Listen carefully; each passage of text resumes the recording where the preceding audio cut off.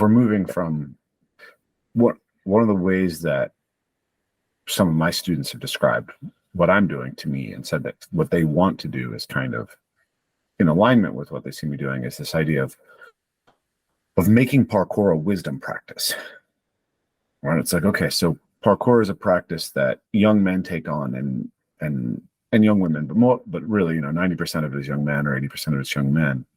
And it's attractive because it's a testing grounds, right? And it's a way of seeing how strong you are and how strong you can become and how courageous you are. But there's kind of a point at which you realize that that's not something you can serve forever, right? You're not going to get stronger forever. You're not going to do bigger jumps forever. You figure out that you can jump between a building and it's amazing. And then 10 years later, you're like, what am I still getting out of this? Is there a way to grow in the practice such that it now delivers for a young man, maybe courage is the thing that they're most needing to cultivate in themselves. But for a father, maybe it's something very different. And can the practice continue to be a source for that for you? And if so, how do you orient around it? And I think ultimately, if we want it to be a wisdom practice, we want it to be a life practice. Whatever these practices are, movement, culture, parkour, they do have to have an ethical dimension, and that's something that I guess I've struggled with because my upbringing. So I imagine you ran into some of this because Rudolf Steiner and the Waldorf schools are definitely associated with the counterculture for us in the States. But right, I grew up in the hippie counterculture. Mm-hmm. There's a lot of orientation towards spiritual awakening within the hippie counterculture. A lot of meditation, a lot of yoga, a lot of exploration of sexuality. But there was very little deep consideration of the trade-offs in ethics and how to become ethical and how to act morally, it felt like. And there was a lot of what I perceived as spiritual bypassing, right? My dad cheated on my mom and kind of neglected his relationship with me and my siblings. And, everyone was pretty pissed at him, in our teens. And he would say to us, you create your own reality. And I would say, yeah, you created this reality. Your actions created a reality where all the people who are closest to you resent you. And he was able to learn and become a much more moral and ethical person and heal those relationships, later in his life. But that was very characteristic for me of the counterculture. And so it was something that I was always very hesitant of. And like you, when I discovered parkour, it was not punk. That was a big thing, right? Mm-hmm. Mm-hmm. We were often sort of compared to skateboarding, but skateboarding was very damn the man, screw society, if we're destructive, whatever. And what I loved about parkour in the beginning was it was not like that at all, right? It was we're trying to be. I thought of parkour as kind of the anti-Fight Club, right? The movie Fight Club. Mm-hmm, mm-hmm. There was that idea there's something that we need, we need to go out there and test ourselves.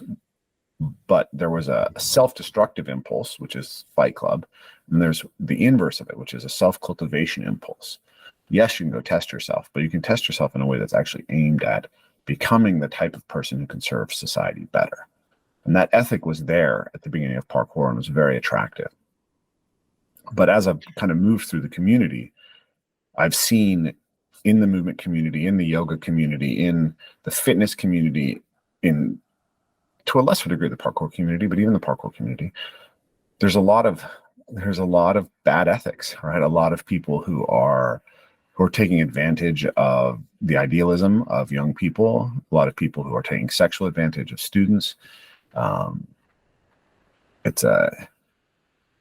so that question of how do we articulate ethics and how do we live up to them and how do we cultivate people who can live them, I think is it's a very fundamental question to something like a life practice.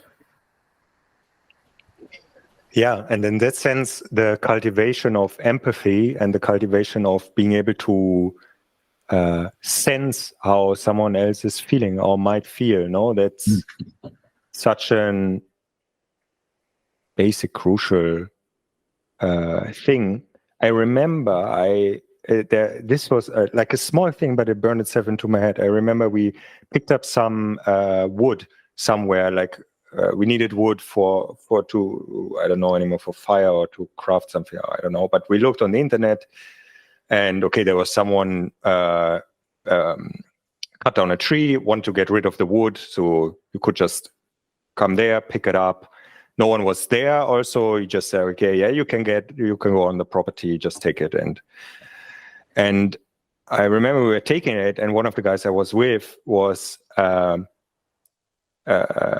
like I was saying, okay, should we put this wood over there? So because it's very heavy, and then the guy has an easier time because if it lays here, you need to put it somewhere else.